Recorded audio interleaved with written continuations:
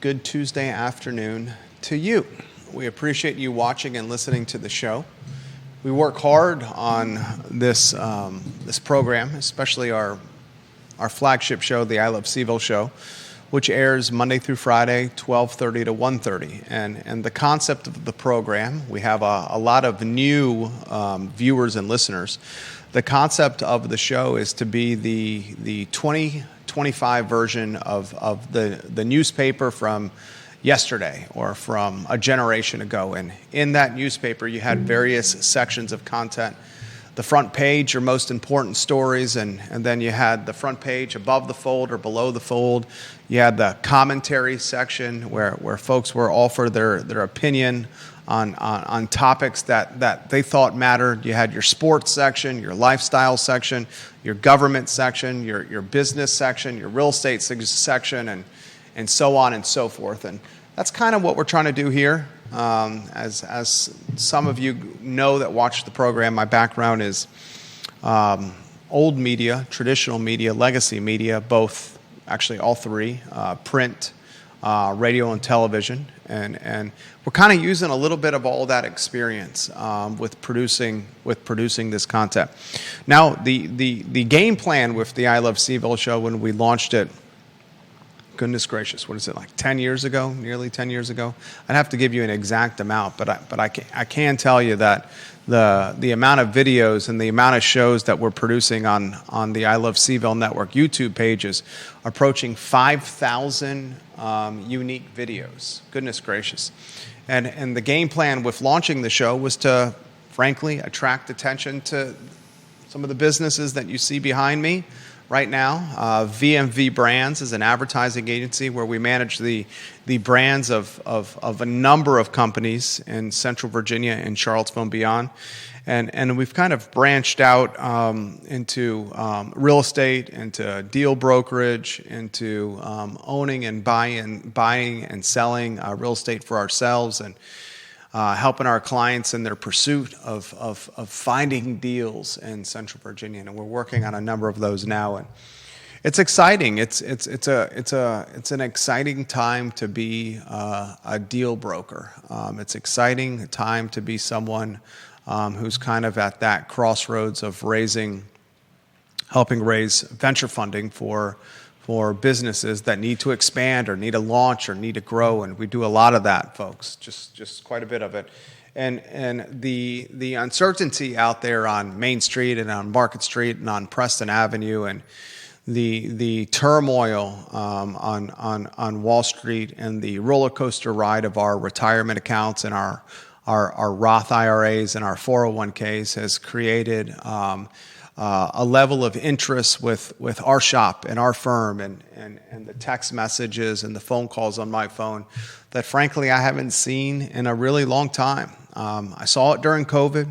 I knew during the pandemic when we launched, goodness gracious, nearly 5 years ago, Charlottesville Business Brokers. I knew that launching a business brokerage arm or division with our firm was going to be a good idea, because many folks were reaching out to me and they're saying, Jerry, I need to sell my business. I don't want to take a third mortgage against my house, or I don't want to pull a HELOC against my house, or I've already done that and I don't have any more capital to tap, and I need to exit this business that's been like a child of mine for so long, and a lot of people help me do it. And as an entrepreneur, you get one or two of those phone calls, three of those phone calls, and you're like, you know what, I can do this. I can help connect people that want to buy stuff with people who want to sell stuff, and I can structure the deal with letters of intent and seller finance arrangements, and we can create a path for everybody to be somewhat happy. That's what we're doing with real estate and business brokerage now. And during COVID, my phone was ringing off the hook. It was people saying, look, we need help. We need help. We need help. And we need help because we're unsure what's happening. And that level of we need help has surpassed the pandemic today. It is a greater level of asking or requesting for help now than at peak COVID, which is startling. It is a sign of how vulnerable things are nationally and how vulnerable things are locally. And I had a viewer and listener yesterday who was traveling up Interstate 64 and tuned into the program while he was in his vehicle. A man I respect and I look forward to running into in person from time to time. He's watching the program. He knows who he is. I'm going to respect his anonymity, which he requested when sending me this message. And he was traveling up and down Interstate 64. And he said, I was listening to your show yesterday, and I wanted to offer some perspective for you and Judah on what you covered on your Monday show. And I'm going to relay it to you, the perspective he shared to me in direct message. It was done very succinctly and 4 specific points. And we'll use that as a springboard to discuss the headlines you see on screen. And some of those headlines are, what can Albemarle County learn from Charlottesville City's new zoning ordinance disaster? And it's been an absolute train wreck, folks. And it's a train wreck that's continuing to create collateral damage for a locality in the city of Charlottesville that is without a city attorney on staff right now. And I'm going to utilize this commentary from this gentleman who listened to the show while traveling up Interstate 64 back home to ask you the question, are Albemarle County's Board of Supervisors absolutely completely out of touch right now with a 4-cent real estate tax rate increase that's bubbling and percolating on the dais? I mean, goodness gracious, how do you ask people for more at a time where the number one employer in the region is saying we're doing pay freezes and no 3% cost of living bonuses, and people might actually get their pay cut? So I'm going to ask the supervisors, and some of them are friends of mine. I mean, I would call Ned Galloway a friend. See him maybe once a month or once every 5 weeks and get to spend an hour and change with him. And I mean no disrespect, but I'm going to ask the question, are these folks out of touch asking for more money at a time where we're seeing cracks in the economy's concrete right now? I want to highlight first Charlottesville Sanitary Supply before I get to what this gentleman sent me after traveling Interstate 64 while listening to our show. Charlottesville Sanitary Supply has been in business for 60 consecutive years. They're approaching year 61. John and Andrew Vermillion are class acts. They're honest men of integrity.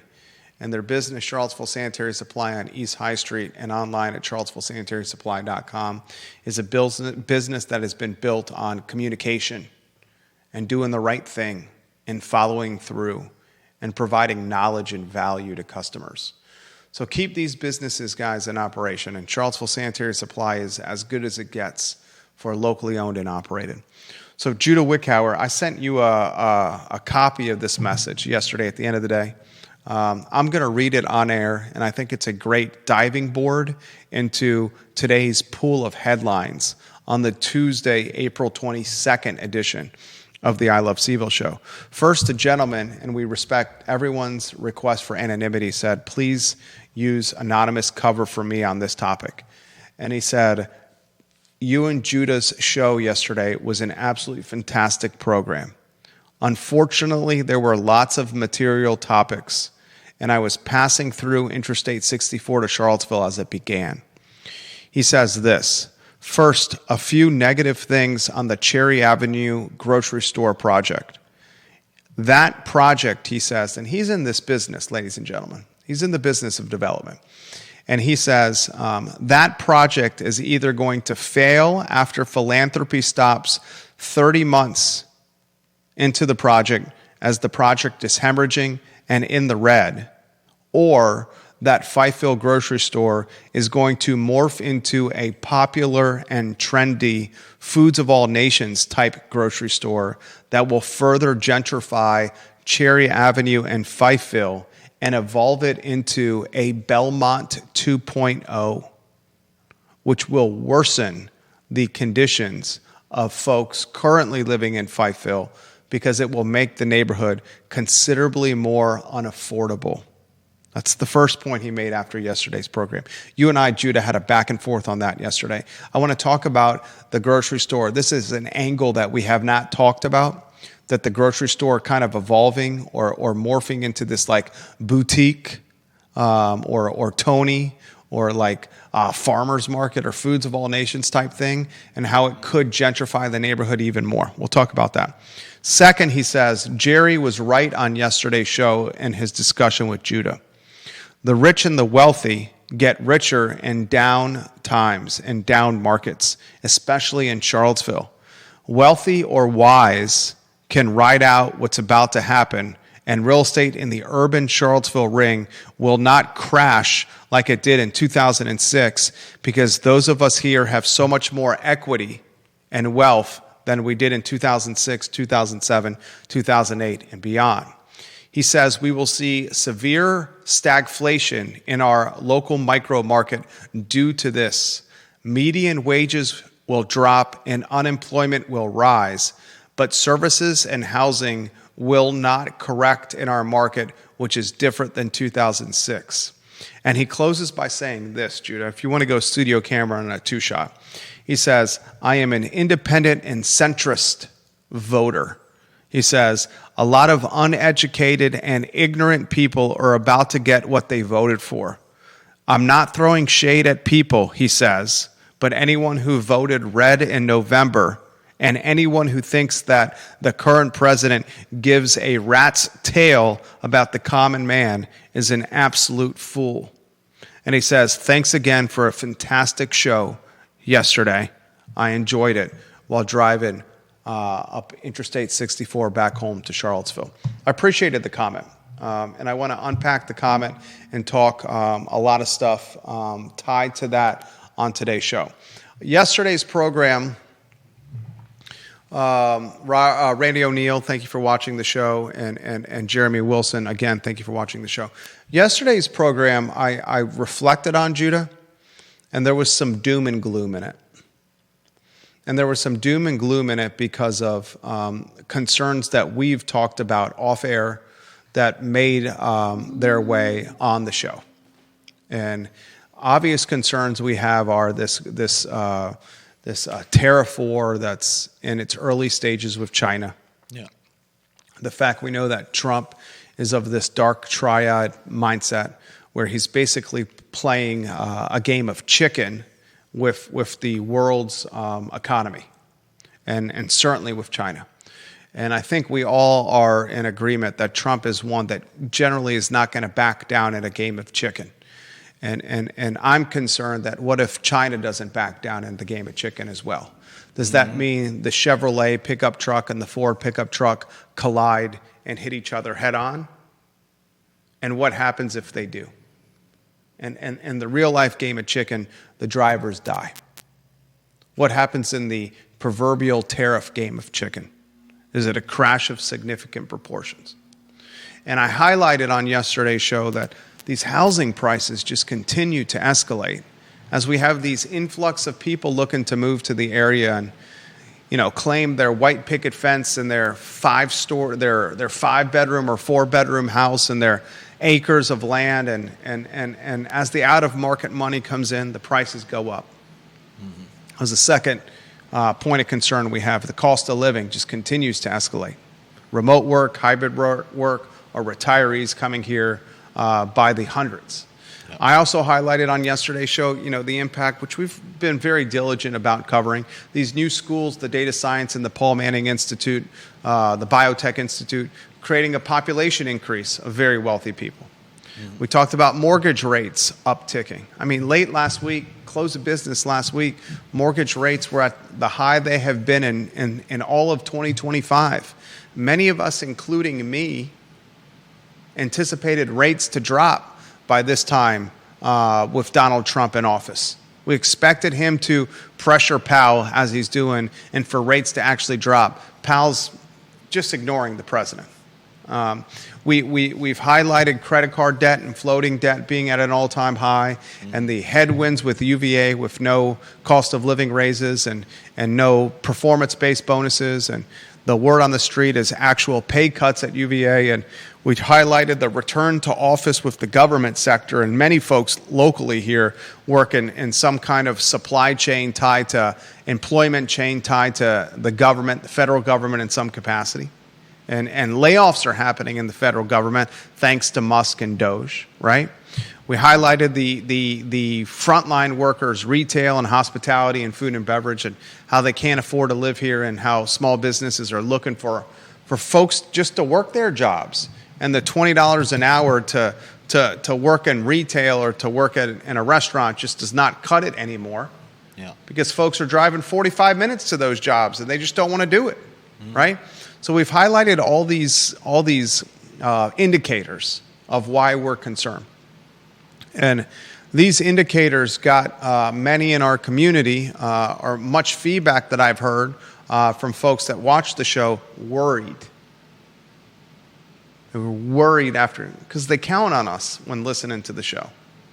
And then this gentleman who sent me this message highlighted why he's also concerned, which I relayed on the show just to you, the viewer and listener, moments ago.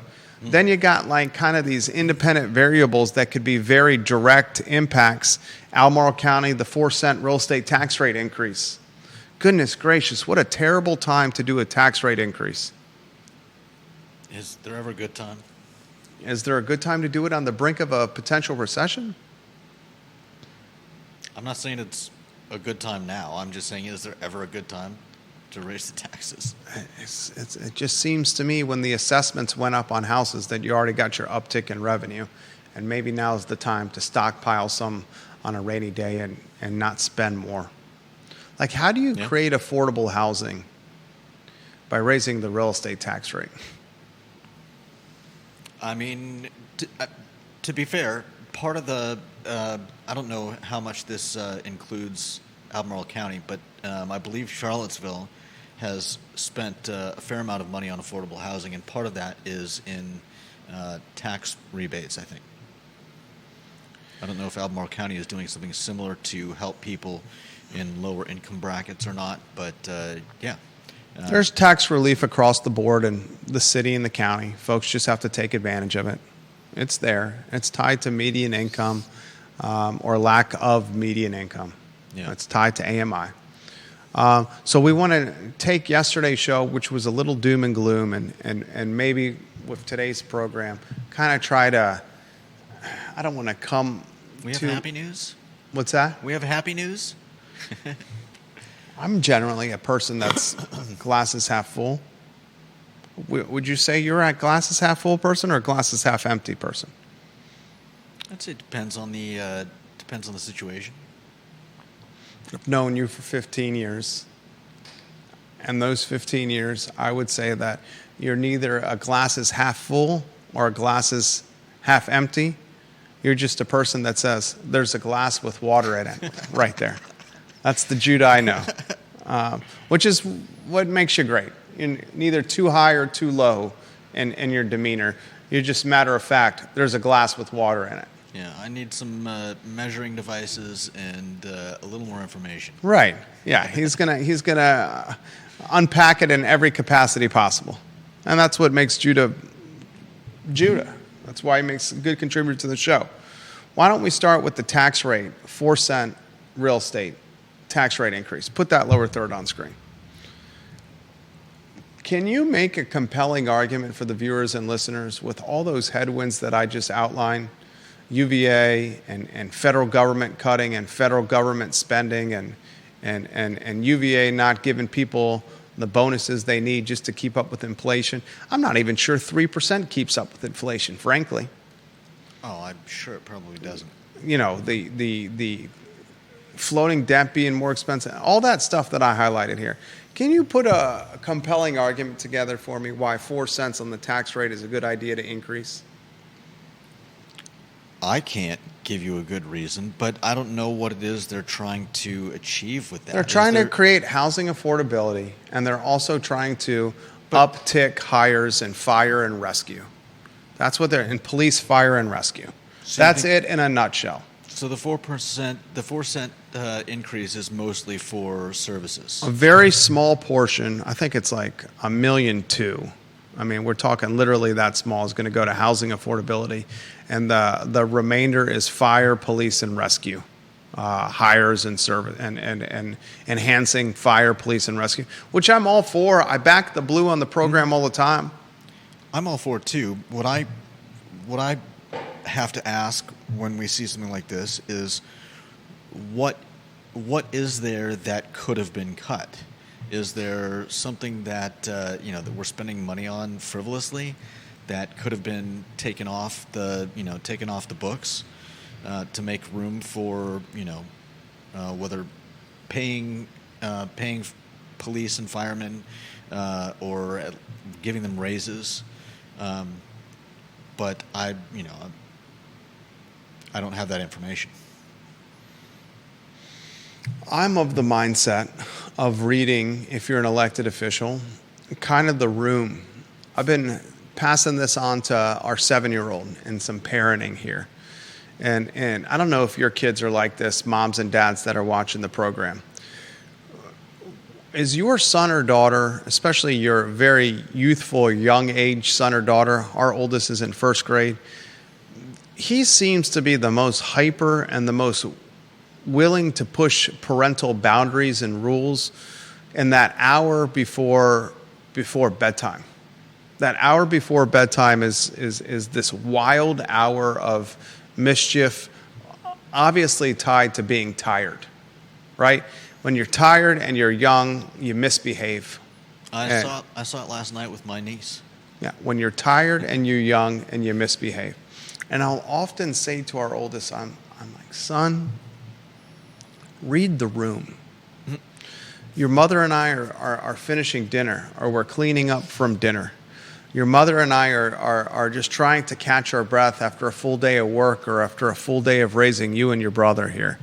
Read the room and this 45 or 30-minute window that you have right before bed, where you can not push the boundaries and you not can act a fool and you're not going to be jumping on the couch or pulling the dog's tail and asking us for so many things, or if you can go ride your bike unattended in the street.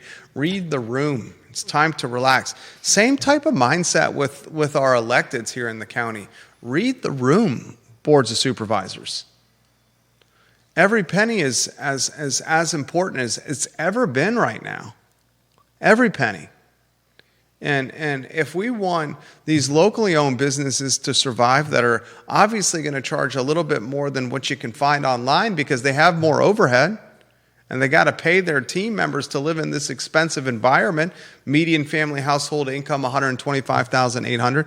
If we want them to keep seeing the purchases from the folks in the community, every dollar is going to count, and we got to be able to keep it in their pocket at this time where retirement accounts are in flux, where assessments on houses have already upticked to all-time highs, and where every other, robbing Peter to pay Paul. I mean, folks right now are robbing the grocery budget to pay the electric bill. Folks right now are robbing the cable company to pay the cell phone bill, right? We're all trying to figure out this household budget of how we can keep the ship afloat. And any extra is going to be tough to swallow. So I'm hoping Albemarle County can learn from Charlottesville's misguided ways in a lot of examples. And the city of Charlottesville, goodness gracious, do I love it. I named one of our businesses I Love CVille because I love it so much. I love it because of the eclectic nature of its citizens. I love it because you got the food, and you got the smart people, and you got the music, and you got the outside stuff, and the college sports, and this pedestrian downtown mall, and you got opportunity. I mean, goodness gracious, do we have opportunity here if you choose to pursue it. But goodness gracious, do I see a lot of stuff that the city of Charlottesville has done horribly. I mean, absolutely horribly. New zoning ordinance, it's been a year and a half, ladies and gentlemen, and nothing has materialized from it. taxes over the last handful of years, and Sam Sanders will say, look, we're not doing any tax increases this year. I understand that, City Manager Sanders, but everyone's assessments went through the roof. You may not be tinkering with the tax rates, but the assessments went through the roof. They're still getting more money for the coffers. What's the county going to do to learn from Charlottesville's mistakes? And the last time I looked around the city of Charlottesville, seemed to me it looks pretty homogenous with its demographic. Pretty wealthy and vanilla out there in the city of Charlottesville. How many people drive by our I Love CVille studio every day? I counted the other day in a 60-second period of time in the middle of a day on a work day. You know how many cars I saw drive by both lanes on Market Street in a 60-second period of time? I do know. 53. Almost one per second. Because you got both lanes going. How many people walk by our studio and this storefront on Market Street? I don't know, 20, 30? Especially around lunchtime as they head in and out of that grocery store and look for food on the downtown mall. Mm-hmm. I would challenge you one day, and we could do it with the studio camera on the show. We can put that studio camera on Market Street. And one day we could just do an experiment, almost like the person holding the counter at a sporting event, and they're counting the people that go through the turnstile with that hand counter. We could do a hand counter and just take a look at what we see with folks walking by the studio. Mm-hmm. And we can categorize them based on demographic. I do stuff like this, kind of like the study of human behavior, like a social voyeur in a lot of ways. Just watching and learning from human behavior. That's what a good negotiator does. People talk about in business, how do you become a good negotiator? How do you become a good deal maker? You know what the best deal makers do when putting a deal together? They figure out what both sides really want. And they figure out what both sides kind of want and what both sides don't really care about. And they try to get the really wants that both sides want in the deal and some of the kind of wants in the deal. And how you figure that out is by being super in touch with human behavior. I want to figure out if Albemarle County is super in touch with human behavior in the sixth largest county of the Commonwealth. What does the human behavior indicate to the Board of Supervisors it should do with its budget? Because every department or every entity has their hat in hand looking for more money. Fire more money, rescue more money, police more money, schools more money, nonprofit more money, affordable housing more money. You got the activists from Charlottesville, the Livable Charlottesville organization, realizing that they have made such a clown show and disaster of zoning and the new zoning ordinance in the city. Do they realize? Goodness gracious. Aren't they pushing it on Albemarle County? It's been 18 months, and we have nothing with the new zoning ordinance of merit from development in the city. I'm not disputing any of that. I'm just asking, do they really realize? We got a lawsuit that's still moving forward. Mm-hmm. A lawsuit that is now defended by an outside law firm. The city of Charlottesville does not have an attorney on staff. Mm-hmm. And the plaintiffs are digging their heels in the sand and saying, let's go. We're going to keep this lawsuit active. And even if we lose, we're going to appeal because the judge should have been presiding over this case in the first place because of conflict of interest. It's going to be probably another God knows how long until there's any clarity. So these activists that push this forward have shifted their attention and, like Judah said, are wanting the same thing for Albemarle. Is the county smart enough to learn from what the city screwed up? I genuinely have that question for you. We'll have to wait and see, I think. Is the county smart enough to learn how the city has screwed up? Listening to some folks that are loud and organized, that are small in number, but appear large in number because they organize on social media and attend ghost town in-person events for speaking. Do they learn that that's not the masses of people? I'm sincerely asking you that question, viewers and listeners. Martha Freeman, thank you for watching the program. We appreciate you.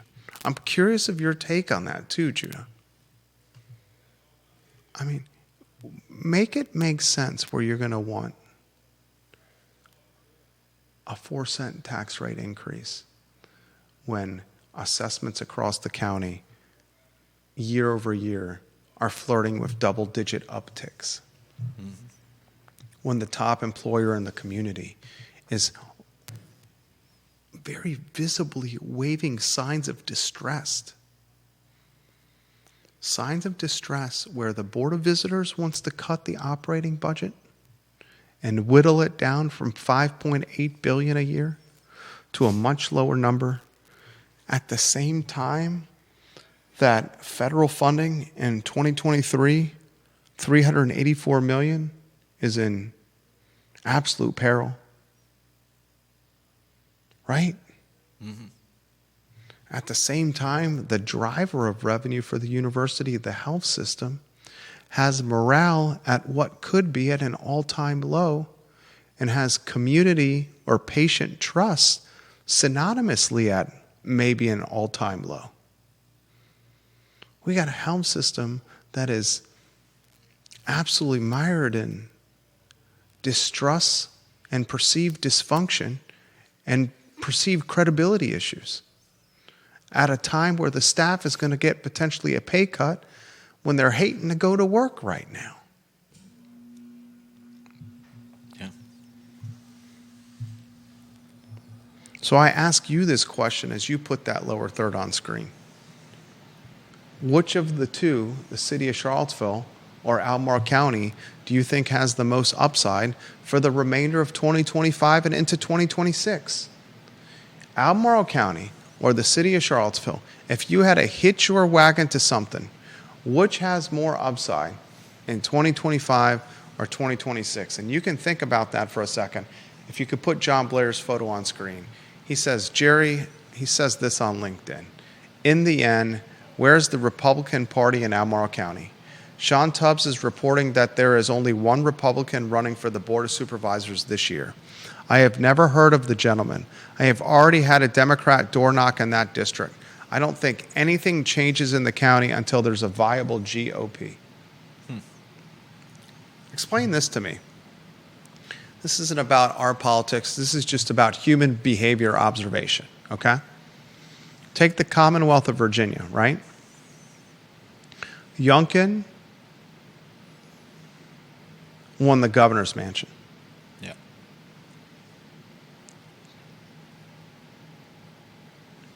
For the presidential race, Harris beats Trump, but in a much more narrow margin than in past presidential runs.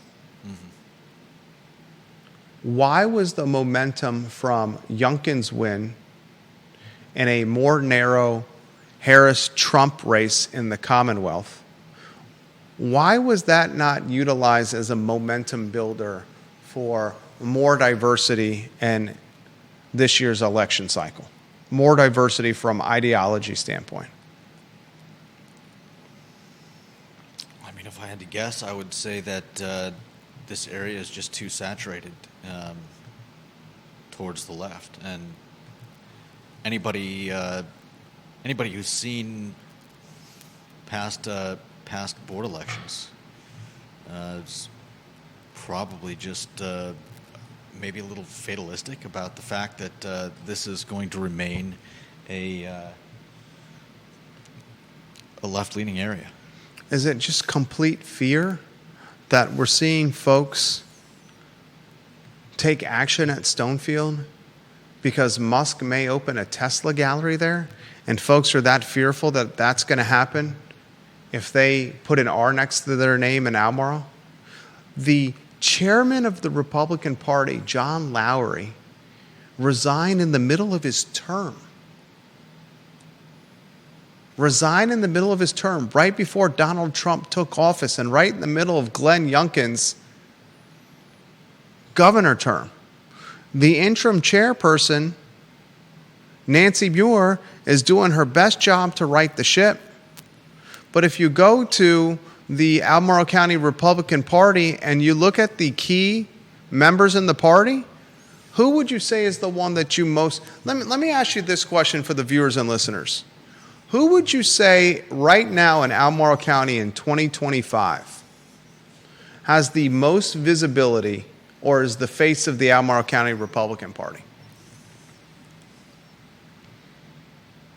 I'll ask you that question, Judah.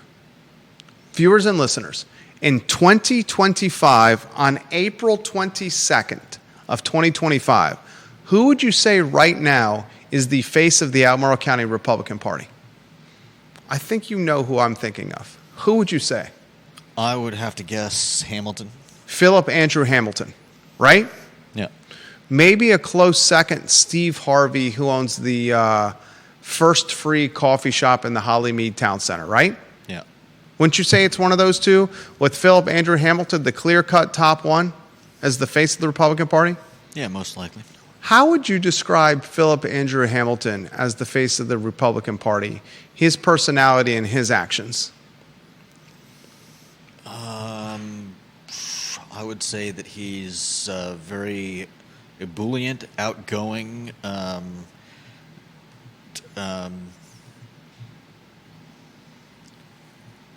That's a tough one. I need some more time to think about it. He's polarizing. I'd have to hear what his platform would be before I'd. He hosted he led a protest at Stonefield, a pro-Musk protest at Stonefield. And did you see how the messaging changed on that pro-Musk protest? Initially, when he was interviewed by traditional and legacy media, he was described as the secretary of the Albemarle County Republican Party. And then in future messaging or future marketing for future protests at Stonefield for the pro-Musk endeavor, I bet you, because the messaging changed, he was told by the local party, look, you can do this. It's your right to do this. But don't do this under the guise of being the secretary of the Albemarle County Republican Party. Do this under a different guise. And then the messaging changed. And the group and his moniker and the effort changed to more of a Musk-based group as opposed to an Albemarle County Republican Party-based group. Can you explain this to me? Why in 2025, where there is a Republican in the governor's mansion, right? There's a Republican in the White House, right? There's the 5th District representative is, and some people would say, more right and more wackadoo than even Bob Good. And that's saying something. Why are we going to say that the Albemarle County Republican Party is as splintered,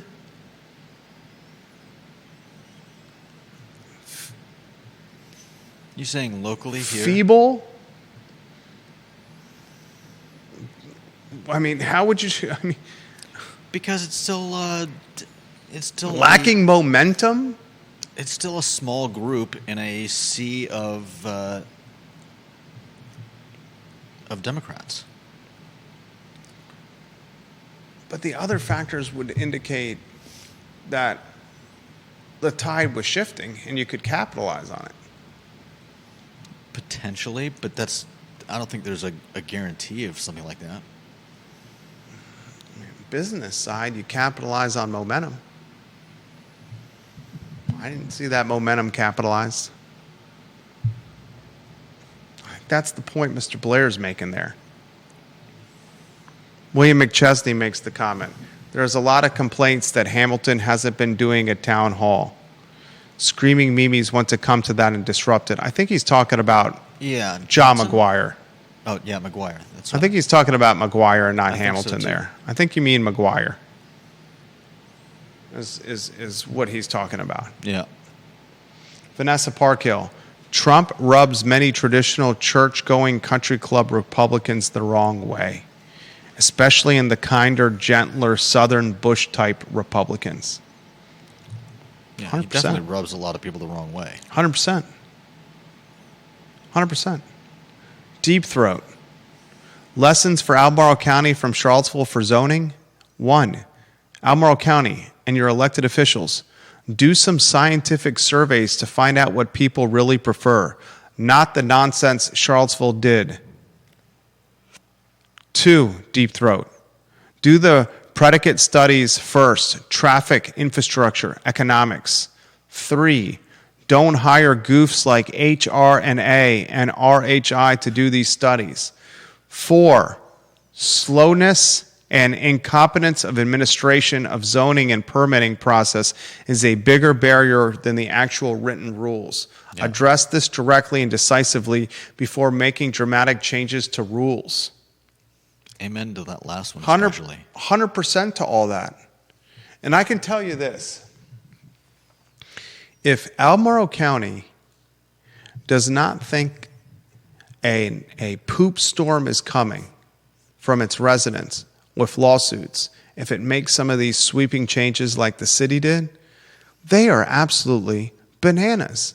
Because there's a deeper population of people in the city that is even more affluent in the money it has to launch a campaign against something. Albemarle County, be very, very careful listening to these activists that are chomping at the bit to push someone into the Jack Jewett seat. If you guys don't read the tea leaves correctly, you got the activists from Charlottesville that are trying to find 2 additional people to get elected to the Board of Supervisors that will partner up with Mike Pruitt, giving them 3 on a board to try to make the same movement and noise they did in Charlottesville City. Talk to me how in the last 3 or 4 years with what we've had elected in Charlottesville City, that the city's in a better spot. I want you to seriously have that question for you. Over the last, say, 3 years, okay? Let's go 36 months. Coming out of COVID, okay? Are we better off in the city? I wouldn't say we're better off. Coming from getting out of COVID till now, are we better off in the city?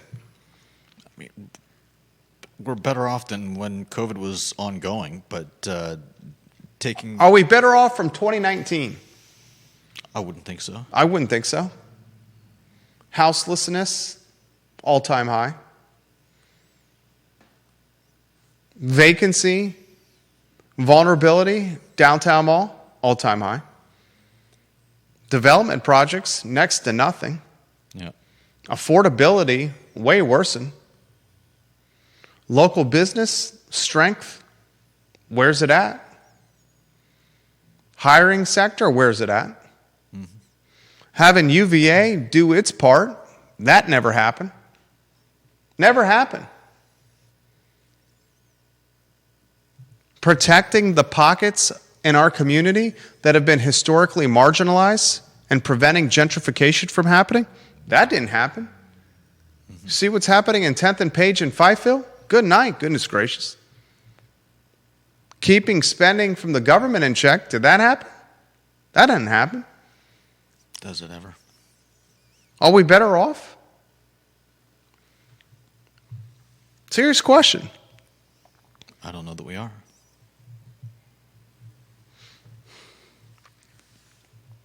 And what can the county learn from that? Because it seems like the county is like a cycle of ideology behind Charlottesville. Charlottesville's progressive. It's your market leader in the region. It's your market leader on ideology, on thinking. It's your market leader on these new food concepts that are popping up, these new ideas, these creative foodies. It's your market leader on the music scene, the city and the region. Clearly market leader in music scene. It's progressive with its thought. And the county, Albemarle, is about an election cycle, about a 4 to 5 year period, kind of behind Charlottesville in the rear view, watching what Charlottesville's doing. County's bigger in size. It's bigger in population. It's got deeper pockets as a result. But in a lot of ways, it's the little brother to the city's big brother. And the county's always watching what big brother's doing right and wrong. What's the little brother going to look at big brother and see what it did right and see what it's done wrong coming out of COVID? Mm-hmm. I just hope that your electeds understand where we're at. Because I think UVA is making it pretty clear with these letters to staff that's getting leaked all over the place. And now we're getting message left and right by UVA that those pay cuts are coming. So we'll talk about that on future editions of the I Love CVille Show. We didn't talk about this yesterday, but I want to dot the I's and cross the T's on it. This cross street on the downtown mall and the limitation on cars on the cross streets, probably about time that's done. And there's some merchants downtown that are going to hate me for saying that, because they're saying their staff, especially late at night, they wait for their Uber rides when they're leaving their server positions or their back of the house positions after 2 a.m. and they need a ride to get home. They wait for their Ubers on the cross streets because they're lit, or the delivery drivers are dropping off food at these various restaurants by parking on the cross street. I mean, heck, you see Scotty, the UPS guy, he's always parking his truck on the cross street and then taking the cart, delivering the packages. That's one of the main reasons they highlight for keeping the cross streets open, along with not changing something else with the mall. What if they put in lights? What if you just eliminate the cross street traffic altogether?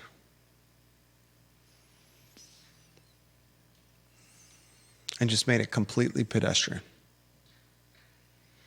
What you would do if you did that, you'd take those merchants on 4th Street and those merchants on, what's the other cross street? Is it 2nd? I think it's probably 2nd. 2nd? Fellini's. You'd take those streets and you'd make them even more, those storefronts even more valuable. Because then maybe you could get like the Fellini's that's on that side street, right? You're saying you could maybe put in an outdoor seating area? Yeah. Fellini's, the pie chest, tastings, the wine bar. I don't ever see that You can being... do the parklets, the outdoor seating, Mm-hmm. where you're having the seating expand into the road there, like the alfresco dining is happening on the mall. Something's got to happen, folks, downtown, to huff some life into it. And again, I'll just wave my hand in the air about the designated outdoor refreshment area. The Tom Tom Festival this past weekend was fantastically done. Mm-hmm. And there were tens of thousands of people downtown that aren't normally there. And did you see how many of them were walking up and down the mall with a beer or wine or cocktail in their hand? Large amount of them.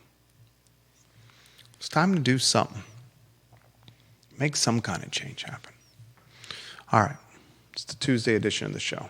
Judah Wickhauer and yours truly, Jerry Miller.